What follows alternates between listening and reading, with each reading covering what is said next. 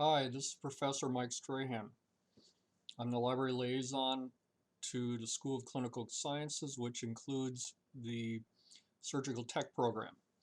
In this video, I'm going to give you an introduction to the various library resources that we have, and at the end of it, I'm also going to do a search in a couple of those resources. Right now, I'm embedded in ST211. This video is for both that class as an introduction and also to the ST111. First thing you want to do is scroll on down and click on the link under additional resources for the new Surg Tech library guide. When you get to the guide, bookmark it. You'll be coming back to it. Right now, because I'm recording this video, I have my chat off, but what you will be able to do is when I'm online, which is usually until at least 8:30 every night, for questions, you'll be able to use the chat box that's there. If it's offline, contact me through email, and we'll set up a time to get together. I'm working remotely from home through the winter semester, afternoons and early evenings, like I said, till about 8:30. On this guide, I also have videos on how to search databases. There is a PubMed video here. You can also consult that. Next tab is databases.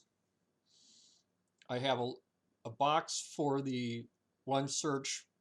I think that'll be going away because we really want you folks to be searching in PubMed. That's going to be your primary database for most of your research. We'll be coming back to PubMed. We also have an Instrumentation Ebook. This is a 3 simultaneous user book. It is highly recommended that after graduation you purchase the most recent edition of this. To access it, click on the link. And what I'm going to do is look for information about mail stands. You can download chapters, you can print off parts of this. Each student has ready access to this book. Click on the Read Online button, and I'm going to search for the phrase mail stand, because here's the deal. If I just do mail and stand separately, I'm also going to get other mail produced devices, such as the mail scissors. I'm not interested in that. So I'm going to put quotation marks around this. So I type in mail stand, hit enter. It shows me my search results. I've got some indexes, of course, but it shows up in Unit 2 under General Surgery. It will jump to the first entry in this book. So there's a lot of illustrations, as you might expect, for this book. So they show number 3 here is a mail stand for basic setup for an operating room. More closer view of different types of mail stands depending upon what the procedures are going to be.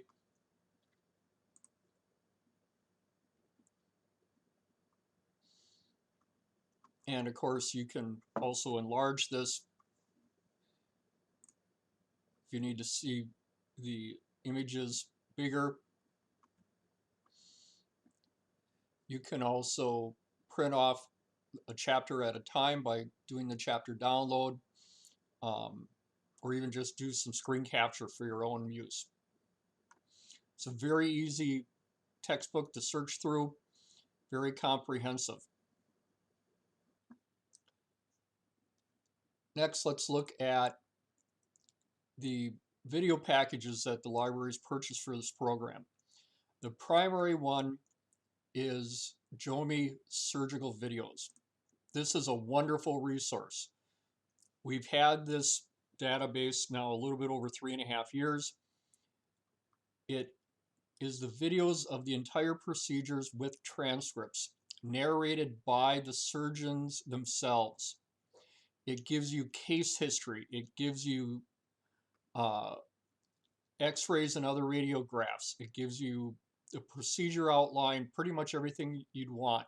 It's also available to NMU alums. So what we want you to do is when you get into this resource the first time, register and create an account, and then you will have access to it either from your laptop or your phone from there on, especially even after you graduate. You will have access to it. This is a wonderful source. We're going to click on the link. Always make sure you go through our links when you're using our databases. Don't just go directly to it. Once you create an account in JoMI, you can jump directly to the jomi.org website in order to access these videos. You can go through by categories. You can also go, and they're always adding categories. So I usually like going into the orthopedic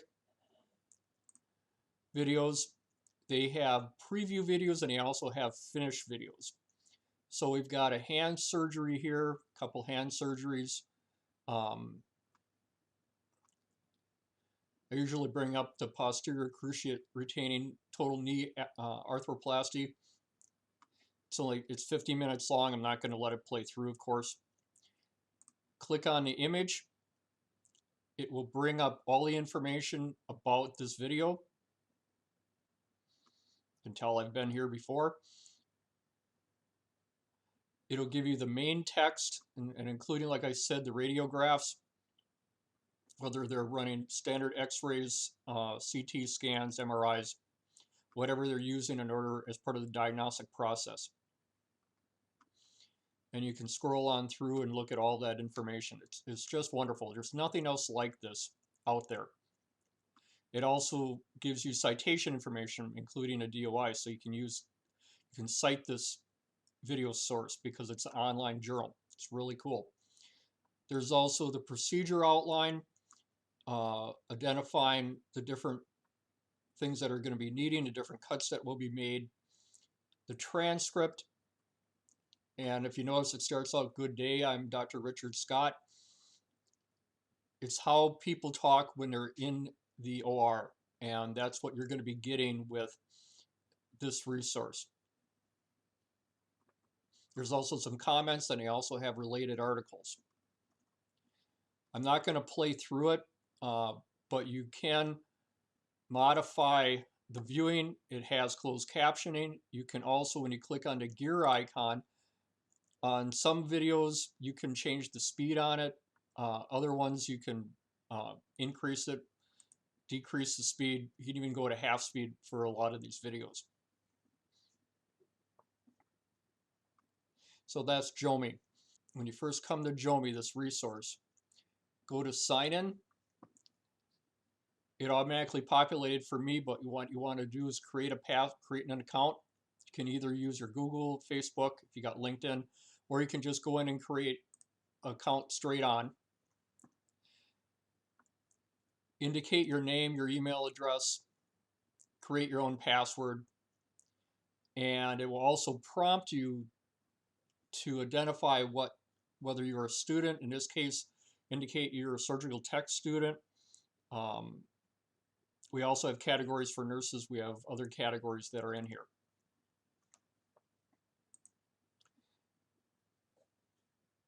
And you can also do keyword searching through this too, not just deal with the categories. And like I said, they're always adding categories to this resource. We also provide online access to 2 AORN safety videos, the energy generating safe devices, safety precautions, and also radiation safety in perioperative practice. Those will be assigned to you as you go through your program. We have databases, online resources for getting drug information. We also have our own subscription to Anatomy TV. Very robust. It's way beyond what you can ever imagine with Grey's Anatomy textbook. Huge amount of videos, quizzes, three-dimensional views, just wonderful. Credible websites. Instead of searching Google, come here. We have home code certified web pages. Imagine there is no real internet evaluating tools that are out there except for home code. Publishers can submit their web pages to home code, and then they also have to promise to maintain and update it, and the content is also reviewed, and in return they can become home code certified. And there's both patient information and also professional information on this. Other websites I have direct links to are the CDC and WHO, of course, and also both Mayo Clinic and Cleveland Clinic. We provide online medical dictionaries, both Stedman's and Tabor's. We have a huge collection of ebooks. These are just a few of them that relate directly to surgical tech. And every year as things are updated, we keep changing this. And a fair number of these are coming off of our subscription to StatRef, a shared collection of ebooks among medical libraries in the state of Michigan. I also have separate tabs for the ST220. In that course, you're going to be writing a history paper, history of surgery paper, and I have separate resources for that. But let's go back and search the databases, and I want to show you how to search in PubMed.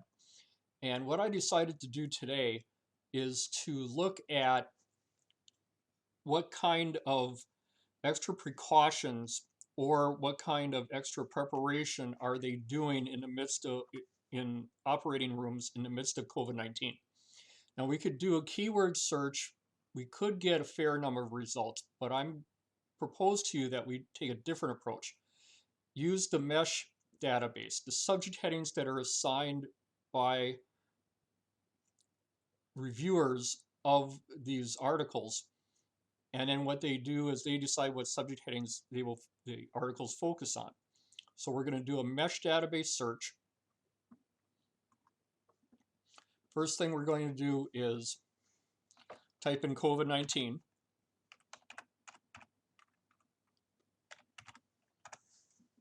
Don't have to worry about capitalization. And remember, this is a medical database, so you don't have to use layperson's terms. You can use whatever's most appropriate. And what we're looking at, we're not looking at testing or vaccines. What we're looking at is just regular COVID-19, this comprehensive term. And we're not interested in any particular aspect of this. We're not looking for diagnosis or different types of treatments for it. Surgery here means that it's surgical treatment of COVID-19. It's not having to do related to surgery. Same thing with these other things. We could click on and do prevention and control, but I think because we're going to be looking at it within the operating room, it's self-evident and it's really redundant, so we're going to skip that. So first thing we do is add to Search Builder. Next, what we're going to do is look for the terms that they use for operating rooms.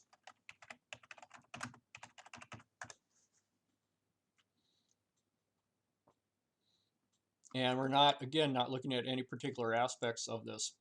So they use operating rooms plural. They use it for operating room and rooms comma operating. It makes a difference, believe it or not. So we're going to add this to our search builder. So it's going to be articles that are focusing on COVID-19 and focusing on operating rooms. Click on Search PubMed.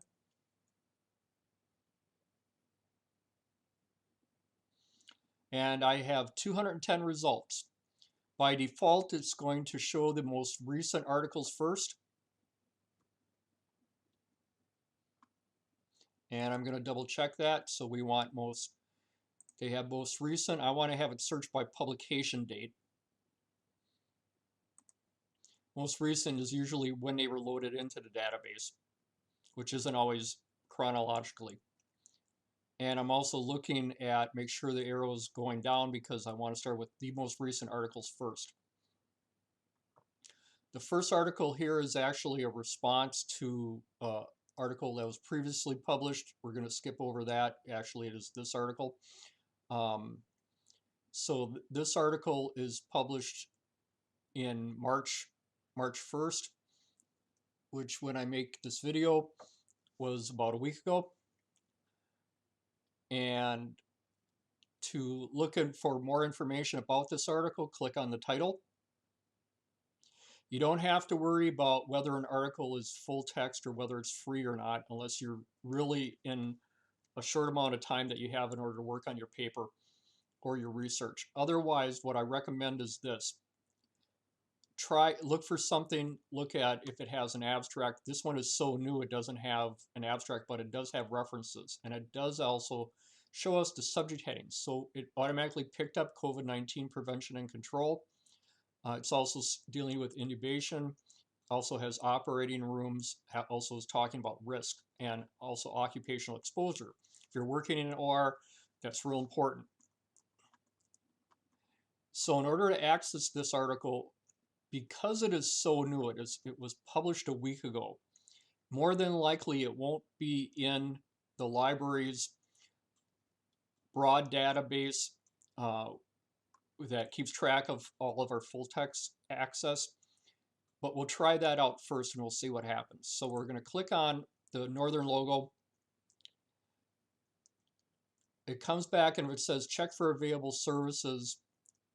For something this new, they don't even barely have a record for it. We don't see any other information. So that route isn't going to work for us. Let's go back to that citation and let's click on the link for the publisher, Wolters Kluwer. They may have provided online full text, they may have not. Sometimes you just have to wait for articles to be published in a wider, either in print or wider access. So this article published in Anesthesia and Analgesia, it says that, well, it's for metrics. We're not concerned about that. You're asking me about cookies. Sure, we'll add the cookies. In this case, we don't have access. They're not providing the article for free. It's telling us to buy it, so this article won't work for us.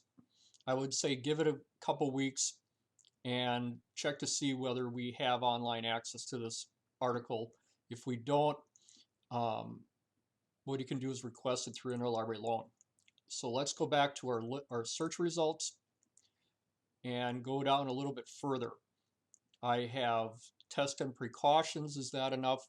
I have a number of free articles that are available. So this one is dealing with thoracic surgeon impressions on the impact of COVID-19 for the first wave in Canada. Another one I think might be more interesting is prioritizing surgery during COVID-19 pandemic, the Quebec guidelines. It's a free article. Click on the title. Gives us details, the authors, no abstract again, but it does give us the subject headings. And what we're going to do, it says free full text. When you see that, don't even bother clicking on the Northern link. We have access to over 85,000 journals online. The free ones that are available through PubMed will not show up as part of those subscriptions. And so in this case, it's a free article. Whenever you see free full text, don't even bother clicking on the Northern link. Instead, click on free full text. It's in the Canadian Journal of Surgery. Always download that. It gives you the citation information, how you read this. This is Canadian Journal of Surgery, years 2021, volume 64, issue 1. And this is the page numbers, E103 to 107. Always click on that PDF. You want to look at the image version of the article, not just the HTML version. It'll put the illustrations where they belong. It gives you a much more readable outline. In this case, we've got some figures here that are really important to the article. And you definitely want to be doing it. Our license allows you to download PDFs, whether they're free articles, of course, or whether we're paying for them through our subscriptions. Let's go back and take a look at something a little bit older. Maybe get out of 2021 and get into 2020. So I have an article. It doesn't say free. That doesn't mean anything. Like I said, we subscribe to thousands of medical journals online. If I click on the evidence-based review of safe theater practice during COVID-19 pandemic beyond PPE, the Annals full text doesn't say it's free, so I'm guessing that it will not be free. If I click on the Northern link,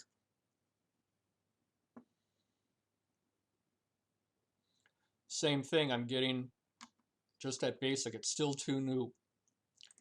So let's see what else we can find.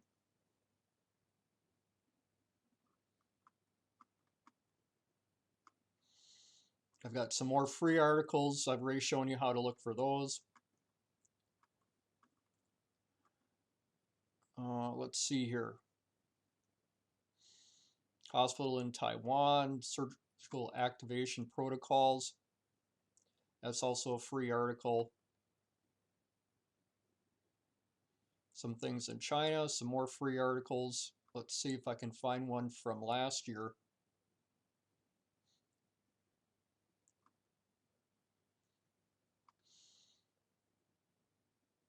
Let's see, I've got negative pressure rooms in COVID-19. As you can see, a lot of these journal articles are available for free online, which is wonderful. So I've got one here about repurposing a small community hospital surgical residency program in an epicenter of the pandemic. It's published in American Surgery. Let's click on that title, see whether we have the article. It's published by Sage. Here we have more complete record. We've got an abstract, gives us the background of this research study. Also gives us the subject headings.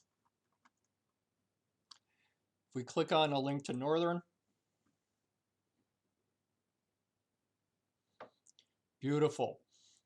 Gives us the title information. What I'm looking for here is, yes, it's available online. It's coming through ProQuest Central.